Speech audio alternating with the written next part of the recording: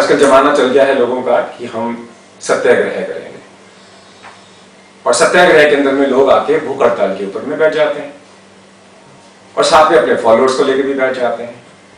अब भूख हड़ताल कई प्रकार की है। आप कह सकते हो कि हम एक सिंबॉलिक भूख हड़ताल कर रहे हैं जहां पे 24-24 घंटे में आदमी बदलते जाएंगे और भूख हड़ताल हो रही है।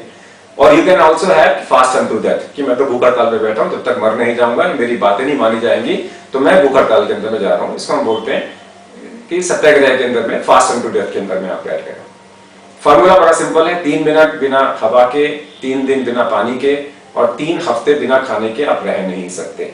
यानी कि अगर आप सत्याग्रह कर रहे हो, फास्ट अनटू डेथ पे बैठ रहे हो, और अगर आप पानी पी रहे हो या लिक्विड पी रहे हो तो 3 हफ्ते, और पानी नहीं पी रहे तो 3 दिन के अंदर में आपको मेडिकली कोई ना कोई प्रॉब्लम आ सकती है। ज्यादातर लोग जो फास्ट करते हैं उसमें पानी लोग पीते हैं, लिक्विड पीते हैं और डिहाइड्रेशन नहीं होने देते, लेकिन वो खाने का फास्ट करते हैं।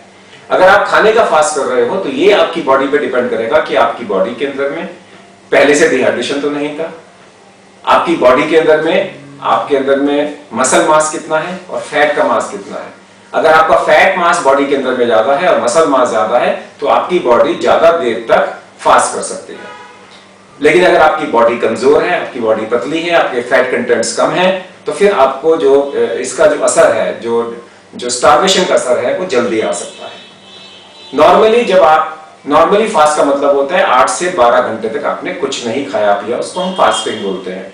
उसके बाद में हमारे शरीर के अंदर में अगर हमने खाना नहीं खाया तो जो स्टोर्ड ग्लाइकोजन है वो ग्लूकोज में कन्वर्ट होना चालू हो जाता है। 2-3 दिन के बाद में जब वो ग्लाइकोजन हमारी बॉडी के अंदर में सारा खत्म हो जाता है, ग्लूकोज में कन्वर्ट करने का काम खत्म हो जाता है, तो हमारी बॉडी का जो फैट है वो फैट बर्न होना चालू हो जाता है कीटोन्स में, और कीटोन्स से वो शुगर बनता है ब्रेन के अंदर और सारी बॉडी के अंदर में जाके। ये कीटोन्स हमारे शरीर के अंदर में, आप यूरिन के अंदर में पॉजिटिव आ जाती हैं। इसका मतलब है कि आपकी बॉडी का फैट का कंटेंट कम होना चालू हो गया, जो आपको वेट रिडक्शन में भी दिखाई देगा।